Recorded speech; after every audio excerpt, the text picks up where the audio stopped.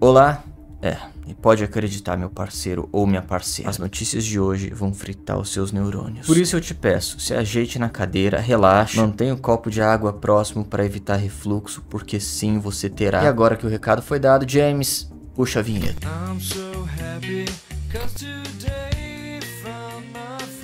Me conte nos comentários a maior red flag de uma psicóloga que já te atendeu. Não quero algo como ficou em silêncio, quero algo de cair o queixo. O psicólogo disse que se eu não denunciei os abusos que sofri na infância era porque no fundo eu gostava, porque estava aflorando a minha sexualidade. Uma vez ela disse que se eu fosse falar de novo sobre o mesmo assunto ela ia desligar porque já estava de saco cheio. Até hoje eu penso e fico, deveria ter denunciado. Ela queria que eu enviasse uma carta perdoando o homem que de mim na adolescência e disse que às vezes homens agem assim, sem consciência dos seus erros. Outra vez fui com uma amiga na primeira sessão dela e ela relatou que tinha vontade de tirar a própria vida, estava em crise. A psi do CAPS falou, então, ela tentou mesmo, fiquei traumatizada, mas passou. Caralho! A psicóloga chamou minha mãe na sala dela sem o meu consentimento para falar tudo o que eu desabafei para ela na minha relação com a minha mãe. Resultado, apanhei como nunca e nunca mais tive coragem de ir em psicólogo nenhum. Eu contando um dos maiores traumas da minha vida e ela puxou um espelho da gaveta dela e arrumou as sobrancelhas. Nós temos um código de ética que regulamenta a nossa profissão, só que são casos como esses que fazem você, psicólogo, ser desvalorizado. E o pior é que não é incomum a gente ouvir histórias como essas e nem vai parar de ser,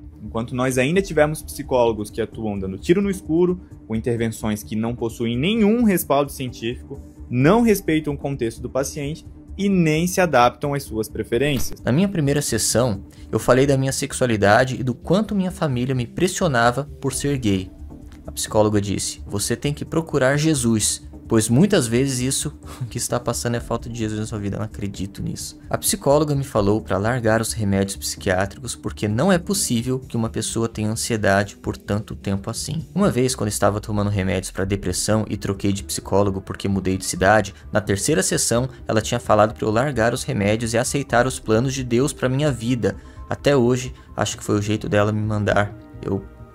Isso aí. A psicóloga falou para mim que eu não era abusada Eu tinha um relacionamento com ele.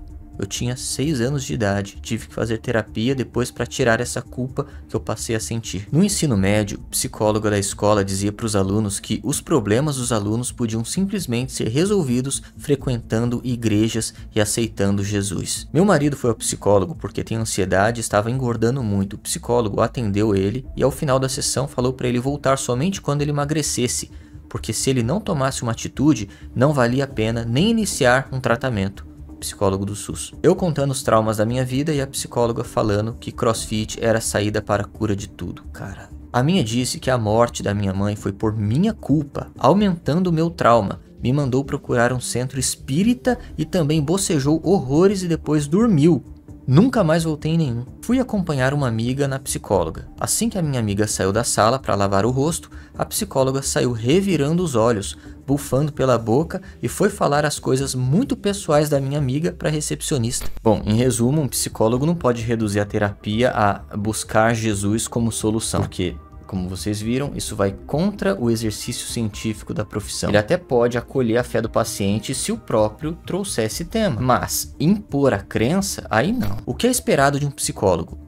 Um psicólogo dentro da profissão deve trabalhar baseado em ciência psicológica e no código de ética do psicólogo, Conselho Federal de Psicologia. Ele pode respeitar a fé da pessoa, pode até acolher quando o paciente traz a religião como parte da vida, mas não pode impor religião nem substituir tratamento por aconselhamento religioso. A questão é que existem psicólogos sérios e competentes, mas infelizmente também existem aqueles que fazem um estrago colossal. Psicólogos bocejando durante a sessão ou mandando simplesmente esquecer os problemas e buscar Jesus. Mandar o paciente parar de tomar os remédios que basicamente servem para evitar que o cidadão vá de arrasta por conta própria. Isso não é terapia, isso é nitidamente negligência. O psicólogo tem um código de ética e ele precisa atuar de forma responsável, ouvindo, orientando, respeitando a diversidade e a liberdade do paciente. Se ele usa o espaço para pregar a religião ou simplesmente ignora a dor da pessoa, ele precisa ser denunciado ao Conselho Regional de Psicologia. O que não pode? impor crença religiosa como parte da terapia, dizer que o tratamento é buscar Jesus ou qualquer outra fé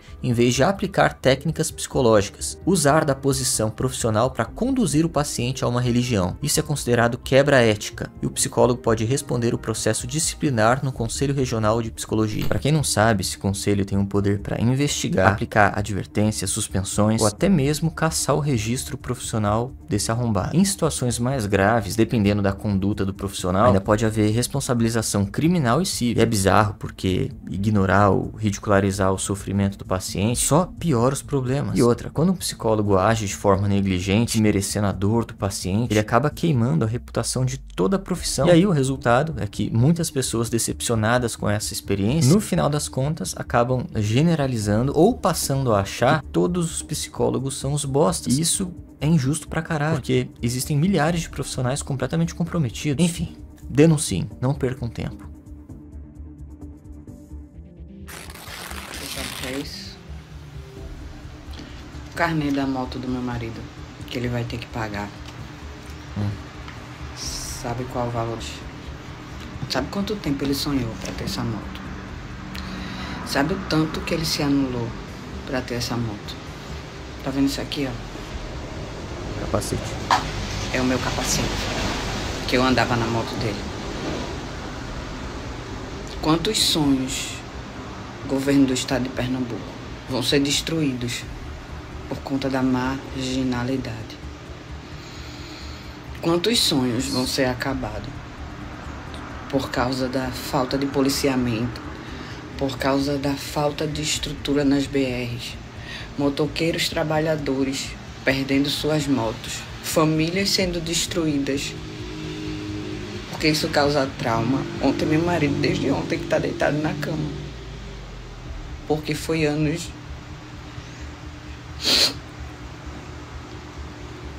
É foda. Anos de um sonho. Que vem pessoas marginalizadas pra acabar com o sonho de uma pessoa que é trabalhadora. Quantas famílias vão continuar chorando, sofrendo? Quantos pais que saem de moto para ganhar o leite dos seus filhos vão voltar sem sua moto? Sem vida. A madrugada tá aí, entregue às baratas. Os Ubers estão parando de rodar de madrugada por falta de policiamento.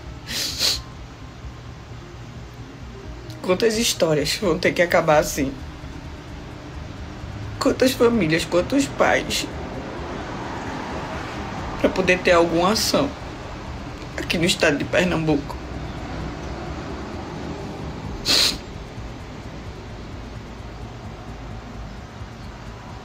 Quantos?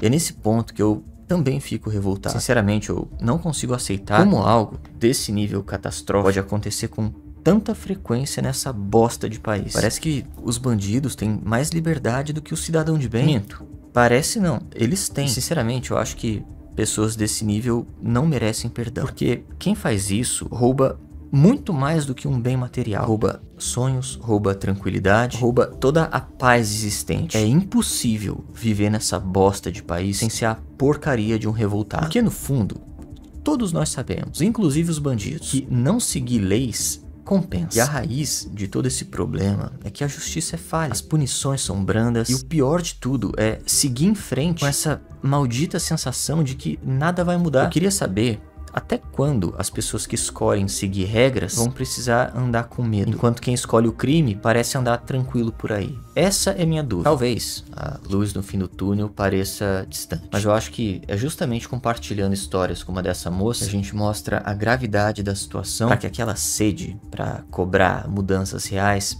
possa acontecer. E como isso vai ser, Kyo? Como vai ser essa cobrança? Eu não sei. Não tenho a menor ideia. Mas o que importa é que essa semente da revolta foi plantada. E alguma hora ela vai crescer. E aí quando isso acontecer, vocês vão saber o que fazer. Eu queria saber o que vocês pensam sobre isso. Vocês acham que eu tô exagerando? Por favor, deixem nos comentários. Homem gritando por socorro e fugindo de tentativa de assalto em Duque de Caxias. Nossa, cara.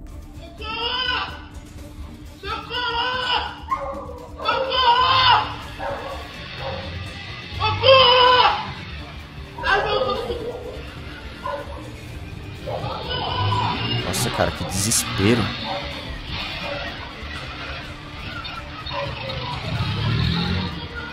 Nossa, cara, se eles estivessem armados, já era.